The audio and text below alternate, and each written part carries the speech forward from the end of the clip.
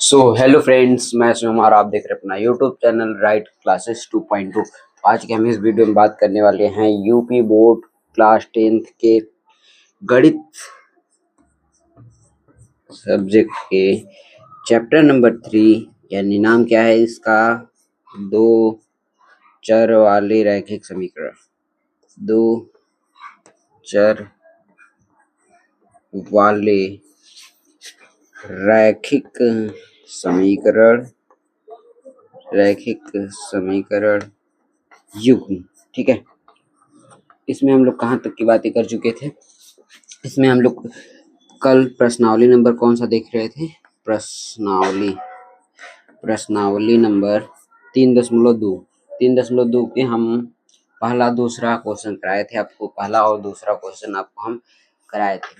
आज हम लोग तीसरा के सारे क्वेश्चन जो कि एग्जाम में आने के बहुत ज्यादा चांस बनते हैं। ठीक है, जो इसमें 5 सवाल होगा, 6 सवाल होगा, हम सारे क्वेश्चन को टच करेंगे। ठीक है, क्योंकि ये जो है आज का जो क्लास है इतना इम्पोर्टेंट होने वाला है कि इस क्लास से एक ना एक क्वेश्चन आपको बोर्ड एग्जाम में देखने को मिल सकता है। ठीक है, इस क्लास से एक ना एक जो क्वेश्चन हम कराएंगे उसमें से देखने को मिल सकता है, क्योंकि आज का जो हम जितना क्वेश्चन कराएंगे सारे क्वेश्चन एकदम इम्पोर्टेंट है। ठीक है, और ज़्यादा टफ भी नहीं है। ठीक है, टफ भी नहीं है, बहुत ज़्यादा इजी है। ठीक है, तो हम इसको इरेज करें, फिर लाते हैं फिर क्वेश्चन। ठीक है, इरेज करते हैं, इरेजर लाए पहले। ठीक है,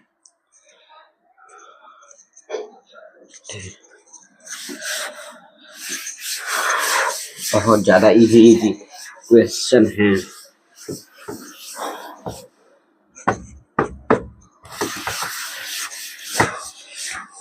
समीकरण बनाना है, फिर समीकरण बनाकर सॉल्व कर देना है। किस विधि से? इस वाले प्रश्नावली में आपको मूल्य प्रतिस्थापन विधि से सॉल्व करना है। ठीक, तो क्वेश्चन क्या कहता है, क्वेश्चन कहाँ गया? पहला क्वेश्चन कह रहा है, तीसरा का पहला क्या कर रहा है, तीसरा का पहला एनसीईआरटी ले लो सभी लोग, पहले कभी से कर रहे हैं हम। तीसरा का पहला कह रहा है दो संख्याओं का अंतर 26 है और एक संख्या दूसरी संख्या का 3 गुना है, तो उन्हें ज्ञात कीजिए। एक संख्या दूसरी संख्या का 3 गुना है तो उन्हें ज्ञात कीजिए। पहला चीज बोला है कि संख्याओं का अंतर। ठीक है, संख्याओं का अंतर 26 है, तो पहले हम यहाँ पर मानेंगे क्या, कुछ यहाँ पर हम मानेंगे ऐसे, माना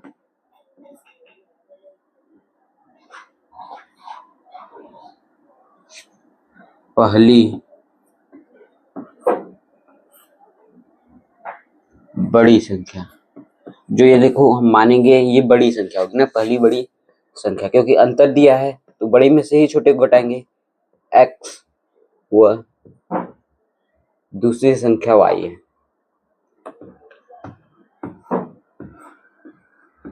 संख्या क्या है,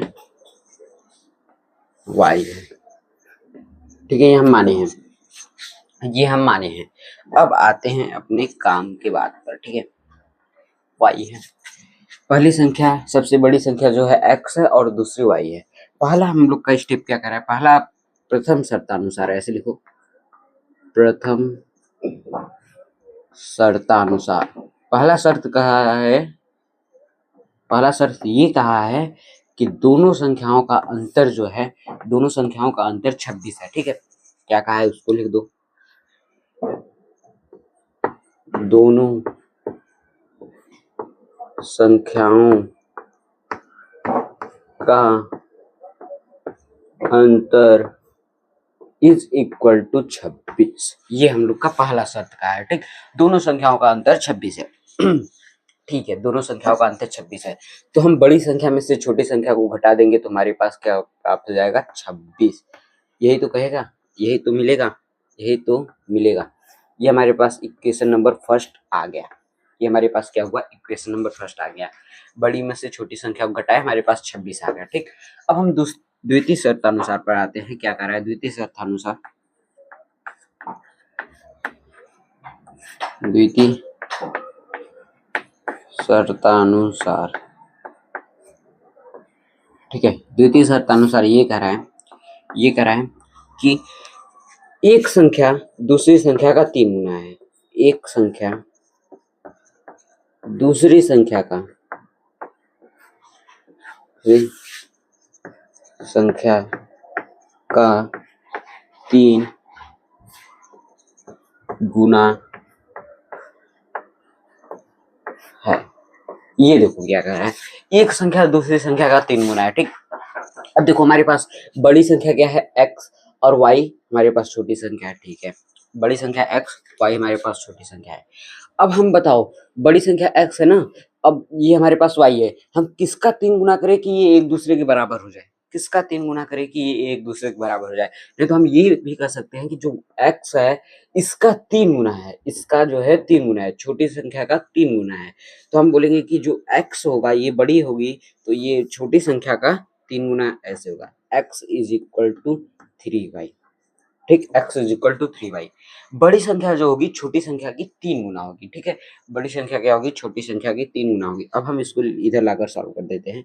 x minus 3y is equal to 0। ये हमारे पास इक्वेशन नंबर 2 आ गया। अब हमको सिंपल सॉल्व कर देना है। किस विधि से?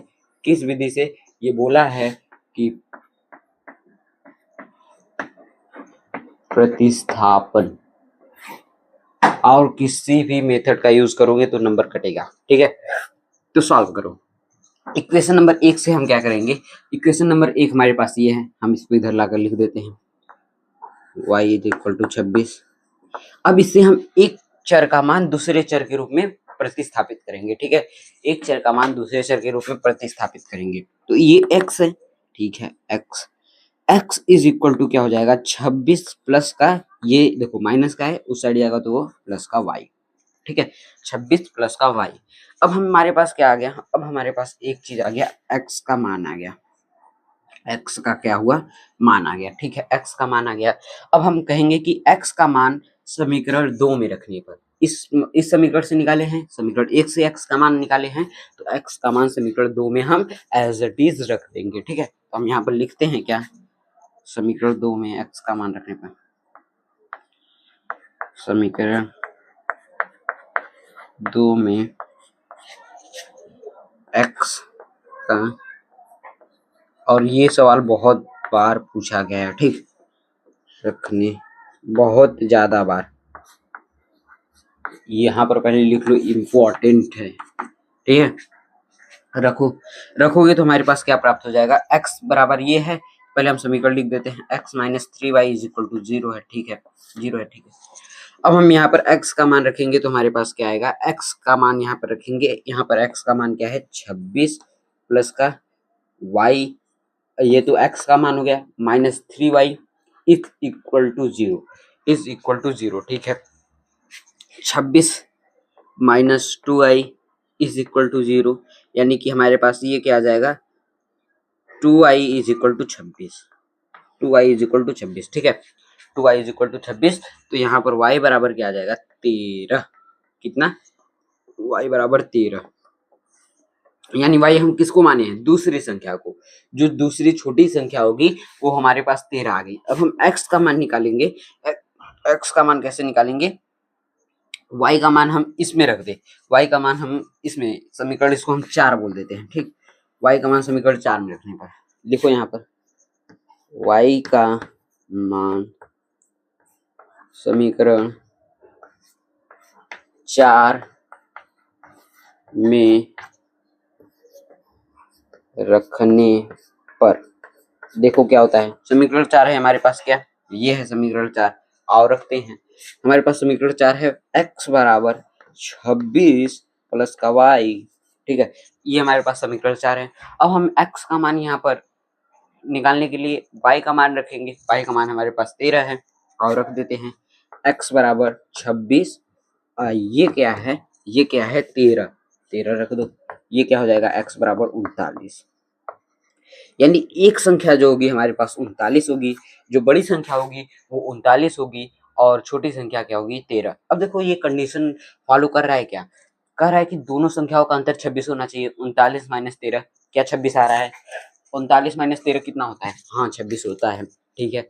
अब एक जो संख्या है दूसरी संख्या का 3 गुना है, x जो है इसका 3 गुना है y का, तो 13 3 39। हाँ ठीक है, तो हम यहाँ पर लिख देंगे कि पहली संख्या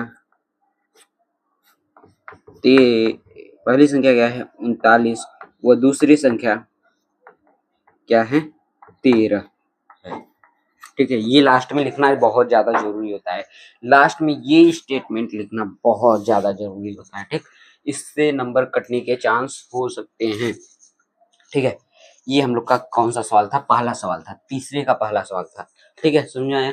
तीसरे का पहला सवाल क्या था? पहली संख्या हम माने x, फिर दूसरी संख्या y, ठीक है। x जो है बड़ा है। प्रथम शर्तानुसार ये कहा दोनों संख्याओं का अंतर क्या है? 26 है। जब हम x माइनस वाई किए, क्यों x माइनस वाई किए? यहाँ पर y माइनस एक्स क्यों नहीं किए? क्योंकि हम यहाँ पर माने हैं, यहाँ पर हम ये माने हैं कि जो x होगा वो बड़ा होगा, तो बड़ा में से छोटा को घटाएंगे तो हमारे पास 26 आ गया, ठीक है। अब द्वितीय शर्तानुसार एक कह रहा है कि एक संख्या दूसरी संख्या का 3 गुना है, ठीक है। तो हमारे पास जो x है इज इक्वल टू 3y। क्यों हम ऐसे नहीं किए? ये भी समझ लो, 3x is equal to y क्यों नहीं किए? अब हमारे पास बड़ी संख्या है, उसमें 3 गुना और बड़ा कर देंगे तो हमारे पास क्या आ जाएगा? छोटी संख्या तो बहुत ज्यादा छोटा कम हो जाएगा उससे। तो हमको बराबर करने के लिए, दोनों बैलेंस करने के लिए क्या करना पड़ेगा? इस साइड गुणा करना पड़ेगा, ठीक है। तो हम बैलेंस कर दिए, बराबर कर दिए, ठीक। इससे एक समीकरण आया, फिर हम प्रतिस्थापन विधि को लगाकर सॉल्व कर दिए, ठीक है। ये आ सकता है आपके बोर्ड में, बोर्ड के लिए बहुत ज्यादा इंपॉर्टेंट है, बोर्ड के लिए, ठीक है। ये बोर्ड में आ सकता है, तो हम इसको इरेज करें। आए नेक्स्ट क्वेश्चन पर, आए आ रहे हैं नेक्स्ट क्वेश्चन पर अब हम लोग।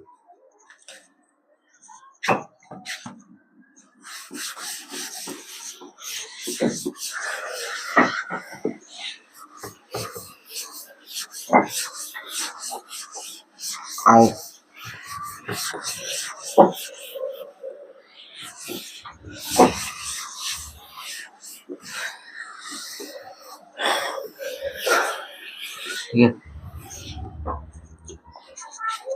नेक्स्ट क्वेश्चन क्या कर रहा है एनसीईआरटी बुक का?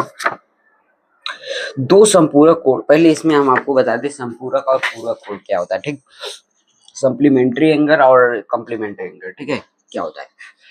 देखो सप्लीमेंट्री एंगल क्या होता है? दो या दो से अधिक कोणों का योग कितना होना चाहिए? पहले यहाँ पर लिखो संपूरक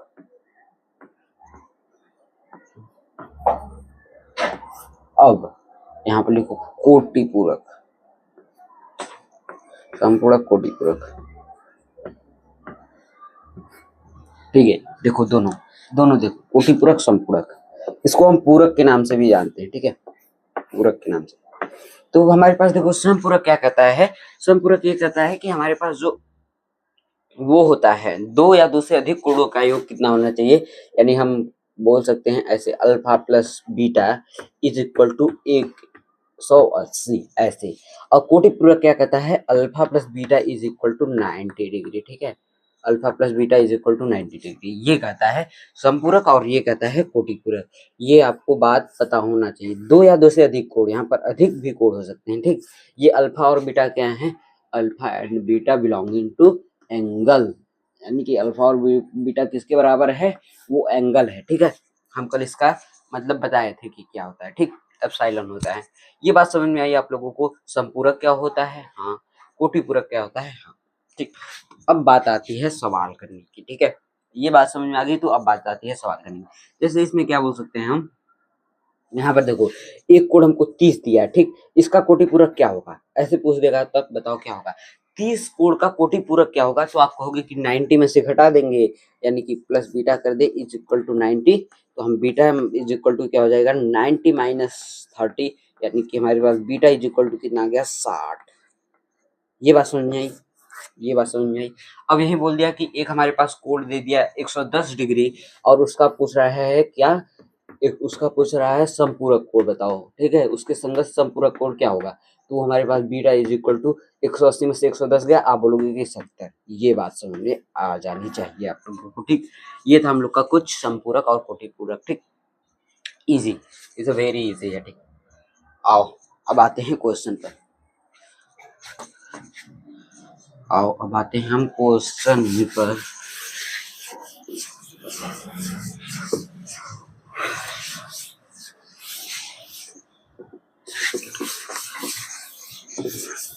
क्वेश्चन करें, आओ करते हैं क्वेश्चन, आओ करते हैं क्वेश्चन। कह रहा है दो संपूरक कोणों में बड़ा कोण छोटे कोण से 18 अधिक है, ठीक है, उन्हें ज्ञात कीजिए। देखो यहाँ पर हम अभी आपको क्या बताएं, जब दो कोण है, ठीक है, दो कोण संपूरक कोण पहले क्या होता है, संपूरक कोण अभी हम बताए alpha plus beta is equal to क्या होता है 180 डिग्री। तो पहले हम यहाँ पर सॉल्यूशन लिखे, लिखते हैं यहाँ पर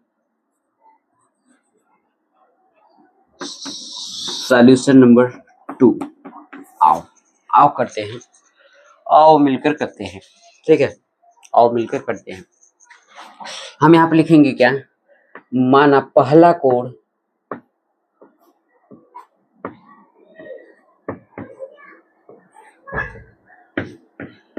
कोण अल्फा और बीटा से ही लेकर करें, चलो ठीक है, अल्फा एक्स और वाई भी मान सकते हो, ठीक, हम अल्फा और बीटा मान रहे हैं, अल्फा और बीटा है, ठीक, ऐसे हम मान लिए, माना पहला कोण अल्फा और दूसरा कोण बीटा, ठीक है, कुछ भी मान सकते हो, ठीक, कोनो दिक्कत नहीं है, कोनो दिक्कत नहीं है।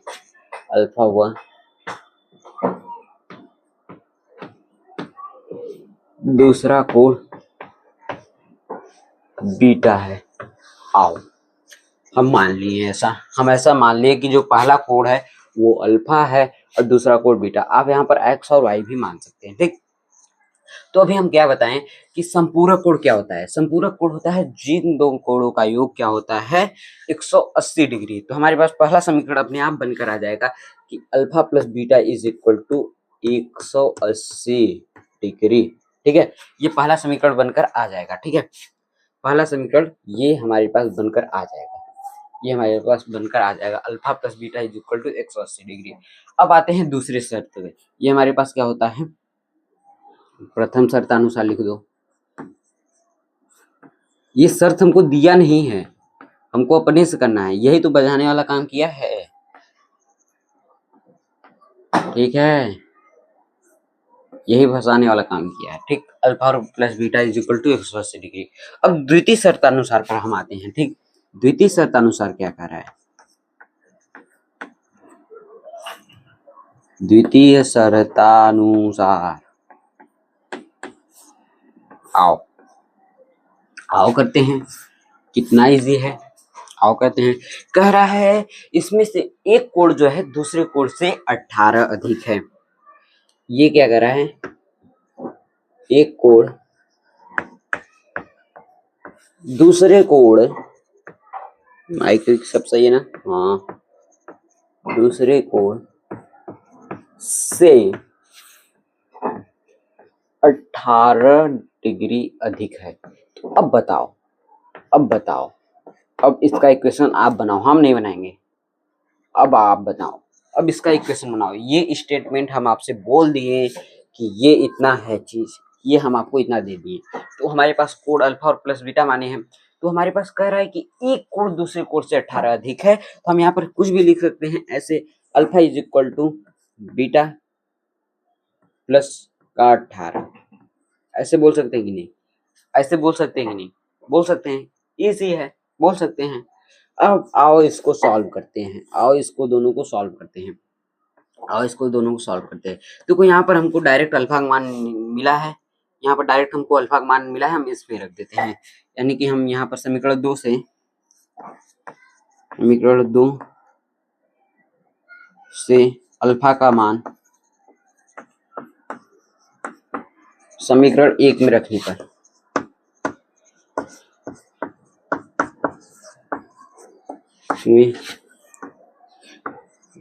पर आओ आओ रखते हैं, रखेंगे तो हमारे पास क्या आएगा, समीकरण 2 से समीकरण 1 में अल्फा का मान रखेंगे तो हमारे पास क्या आएगा, क्या आएगा। तो हम देखें अल्फा हमारे पास क्या दिया है बीटा प्लस 18, तो हम बीटा प्लस 18 अल्फा की जगह लिख दिए, ठीक है, प्लस का हमारे पास बीटा दिया है, ठीक है, ये हमारे पास 180 डिग्री के बराबर आ जाएगा, ठीक है।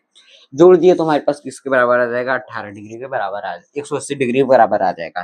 तो अब हम इसको सॉल्व कर देते हैं, simple. Beta beta 2 beta plus का 18 is equal to 180, simple. Beta beta 2 beta. अब ये 18 उस साइड जाएगा तो क्या हो जाएगा, घटकर क्या हो जाएगा, घटकर हमारे पास 162 हो जाएगा, ठीक है। घटकर हमारे पास कितना हो जाएगा, 162 हो जाएगा। तो यहाँ पर 2 बीटा इज इक्वल टू 162, तो यहाँ पर बीटा इज इक्वल टू क्या होगा, बीटा इज इक्वल टू 2 से काटेंगे तो ये हमारे पास 81 आएगा, ठीक है।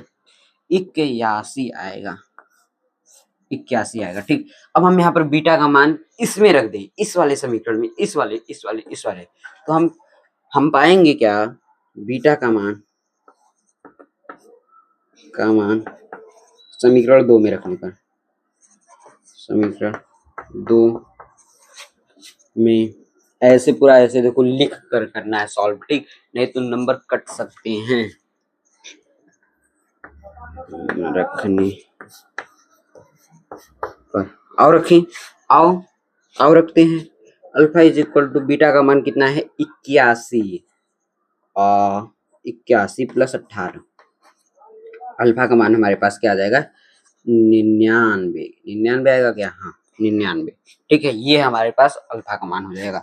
तो देखो क्या शर्त फॉलो कर रहा है, शर्त ये फॉलो कर रहा है कि संपूरक कोण बोला है तो दोनों कोणों का 180 अंश होना चाहिए। 180 अंश है क्या, 81 डिग्री, यहाँ पर डिग्री लगा दो, ठीक, यहाँ पर भी डिग्री लगा दो। 81 डिग्री और 99 डिग्री जोड़ेंगे तो हमारे पास 180 डिग्री आ जा रहा है, ठीक। पहला जो है दूसरे कोण से 18 अधिक है, हाँ है, तो हम बोलेंगे कि पहला कोण यहाँ पर लिखना पड़ेगा लास्ट में, पहला कोण 81 व दूसरा कोण 99 डिग्री होगा। क्या ये सवाल आपको क्लियर है, क्या ये सवाल आपको क्लियर है, ये सवाल आपको क्लियर है, बताओ ये सवाल आपको क्लियर है कि नहीं, हाँ ये सवाल आपको क्लियर है, क्लियर है, क्लियर है, ठीक है, क्लियर है। तो आगे चलें, फिर से एक बार इसको समझ लो। हम आपको पहले बताएं संपूरक कोण क्या होता है, संपूरक कोण बताए कि दो या दो से अधिक कोणों का योग 180 डिग्री होना चाहिए, ठीक है। तो संपूरक कोण से ये हम पहला चीज फाइंड कर दिए। दूसरा चीज क्या कह रहा है, ये हमको क्वेश्चन में कहा है एक कोण दूसरे कोण से 18 अधिक है, ठीक है, हाँ तो 18 अधिक है। अब 18 अधिक है तो हम alpha is equal to beta plus 18 कर दी, ठीक है। समीकरण 1 से अल्फा का मान, समीकरण 1 से अल्फा का मान, यहाँ पर समीकरण 2 से अल्फा का मान ना, हाँ समीकरण 2 से अल्फा का मान बीटा में पाने के लिए रखते हैं हम समीकरण 1 में, ठीक है, रख दिए, बीटा का मान पा गए। फिर अल्फा का मान पाने के लिए हम समीकरण 2 में रखते हैं, तो हमारे पास बीटा का भी मान आ गया, ठीक है। यही सवाल है, यही सवाल है। तो ये ऐसे कुछ बना देंगे इसको। अगर देखो ये क्या होता है, रेखा होता है, इस पे कोण कितना होता है, 180 डिग्री का होता है। तो देखो ठीक ऐसे ये कोण हो जाएगा हमारा 81 डिग्री, ये कोण हो जाएगा हमारे पास 99 डिग्री, ठीक है। ऐसा कुछ फिगर बना देंगे, ठीक। ये बोर्ड में नहीं बनाएंगे, आपको समझाने के लिए बना रहे हैं, ठीक। अब चलते हैं नेक्स्ट क्वेश्चन पर, ठीक। इसके बाद वाला क्वेश्चन देखते हैं कैसा है। ये सब तो अभी इजी लेवल का चल रहा है, ठीक। बोर्ड में क्या आता है, इजी लेवल तो ही आता है, बोर्ड में इजी लेवल ही तो आता है।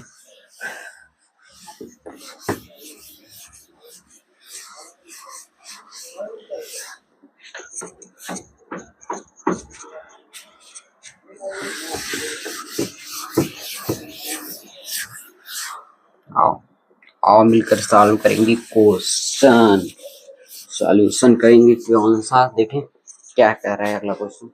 अगला क्वेश्चन क्या कह रहा है, टैक्सी वाला है क्या अगला क्वेश्चन, नहीं ये वाला है, क्रिकेट टीम वाला, ठीक। आओ करते हैं।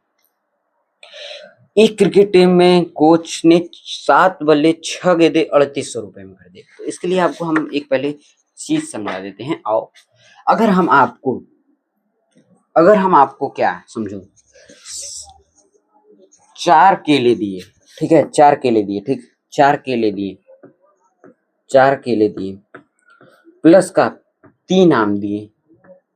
ये हमको दिया है कितने के, हम आपको कितने के दिए हैं, ये हम दिए हैं आपको 600 रुपये। बहुत ज्यादा महंगा हो जाएगा, समझ लो भैया 60 रुपया। ठीक, 60 रुपए का, समझना ठीक, इसी पर आधारित है। 4 केला है, ठीक, 4 केला और 3 आम, ये हमारे पास बोला है। तो हम समझ लेते हैं एक केले का दाम x रुपया है।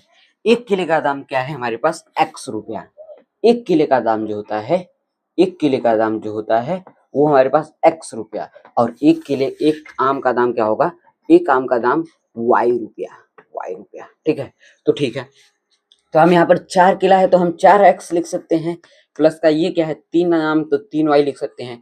ये 4 केला का दाम हुआ और ये 3 केला का दाम हुआ, ये बराबर हमारे पास 60 रुपया है। क्या ऐसे समीकरण बन जाएगा क्या आपसे, क्या ऐसे समीकरण आप बना लोगे?